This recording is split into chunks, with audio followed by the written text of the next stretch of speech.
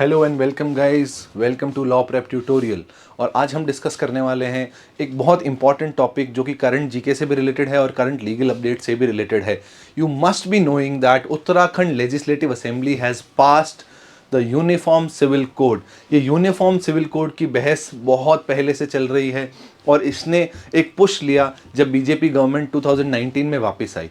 BJP government 2019 में जब वापस आई तो गवर्नमेंट ने फोकस किया एक साइमल्टेनियस इलेक्शंस पे और दूसरा यूसीसी पे। And last year in July the law commission of India circulated a draft of UCC और उसके बाद में उन्होंने उस ड्राफ्ट पे अपना रिस्पांस मांगा लोगों का कि यूसीसी होना चाहिए या नहीं होना चाहिए, क्या होना चाहिए, कैसा होना चाहिए। उस पे लोगों का बहुत रिस्पांस मांगा। And in continuation of that, Uttarakhand Assembly, which has a BJP government, has now passed the Uniform Civil Code. Now बहुत से लोगों का ऐसा कहना है कि यूनिफॉर्म सिविल कोड से माइनॉरिटीज़ को ज़्यादा नुकसान होगा as compare to majorities, but this is not the scenario. हम देखेंगे आगे। तो जीके के पर्सपेक्टिव से यूनिफॉर्म सिविल कोड की हिस्ट्री बहुत इंपॉर्टेंट है। देखते हैं यूनिफॉर्म सिविल कोड क्या है। Uniform civil code, now what is civil? Civil means some matters related with family, matters related with property, matters related with succession, the matters which are not related with crime और criminal. तो ऐसा code, क्योंकि हर religion के अपने laws हैं, अपने laws with respect to marriage, अपने laws with respect to intestate succession, अपने laws with respect to making of will, अपने laws with respect to succession of property and a lot more things, right? There are no uniform laws. Now this creates a problem for courts to identify कि कौन सा law किस case में apply होगा, and especially in certain religions which do not have codified laws such as Islam. Islam does not have codified laws. That's why it becomes difficult to identify settled principles of law. इसीलिए initially ये Hindu law में भी था, but Hindu law was ultimately codified in 19 between 1954 and 56 through Hindu code bill. तो उसके बाद में UCC की एक डिबेट बहुत तेजी से शुरू हुई कि अगर हिंदू लॉज को कोडिफाई किया जा सकता है तो why not laws for other religions. और Hindus, by Hindus I mean Hindu, Buddhist, Sikhs, Parsis, ये सब इसमें इंक्लूडेड है हिंदूज में। नाउ यूनिफॉर्म सिविल कोड जो है उसकी शुरुआत होती है 1835 से। 1834 में फर्स्ट लॉ कमीशन इंडिया का बना अंडर लॉर्ड मैकॉले। आपने लॉर्ड मैकॉले का नाम बहुत बार सुना होगा। Who is responsible for drafting Indian laws, who is responsible for the English education system which we are still following, right? तो Lord Macaulay was the father of the Indian legal system and education system. तो उनके under में first law commission बनी which was then given a responsibility of codifying certain laws, जिसमें उन्होंने बोला कि criminal law को हम प्रायोरिटी में कोडिफाई करेंगे और उसके बाद में हम सिविल लॉज को कोडिफाई करेंगे। बट 1840 में अनदर कमिटी केम, लेक्स लोकाय कमिटी। लेक्स लोकाय कमिटी ने अपनी रिपोर्ट जो सबमिट की 1840 में, वो कमिटी की रिपोर्ट में ऐसा बोला गया that we should not codify Hindu personal laws and Muslim personal laws. Why? Because they differ from area to area, so it will become very difficult.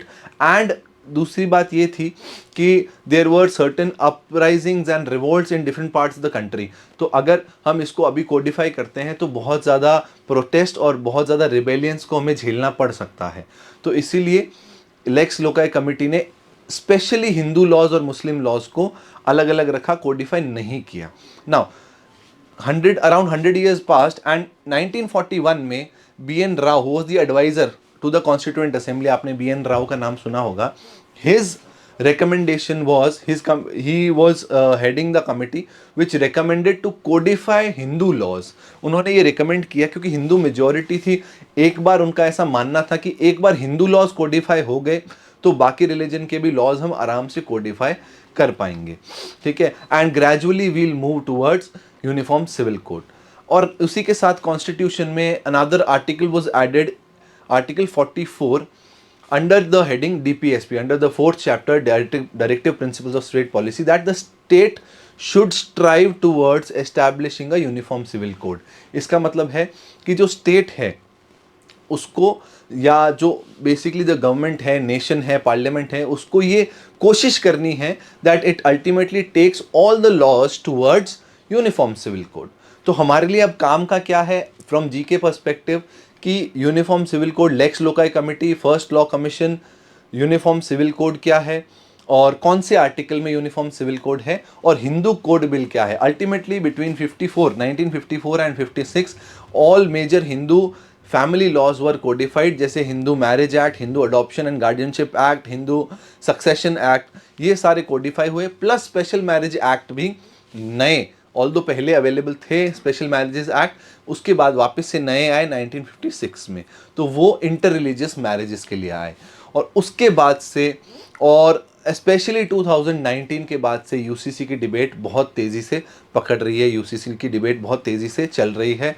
There is an important judgment of Sabrimala where the court had said that we do not need UCC as of now, और उसी के just बाद law commission report आई जिसमें law commission ने ही बोला that UCC is neither desirable nor required, और उसी के साथ अब एक यू टर्न वापस से लॉ कमीशन का आया है जिसमें लॉ कमीशन ने बोला है कि हमें यूसीसी चाहिए लास्ट ईयर जुलाई में। ठीक है, तो हमारे लिए इंपॉर्टेंट ये हो जाता है। इसके बाद हमारे लिए इंपॉर्टेंट क्या होता है is about the Uttarakhand assembly. तो इस वीडियो के एंड में अभी मैं आपसे एक सवाल रखने वाला हूं, उस क्वेश्चन का आंसर आपको कमेंट बॉक्स में देना है। And the question is who is the chief minister of Uttarakhand and who is the law minister of Uttarakhand, ये आपको बताना है। और उत्तराखंड लेजिस्लेटिव असेंबली के बारे में आपको थोड़ा सा रिसर्च कर लेना है। This is all with respect to UCC. Thank you very much. Legal perspective के लिए यूसीसी के वापस मिलेंगे। Thanks a lot.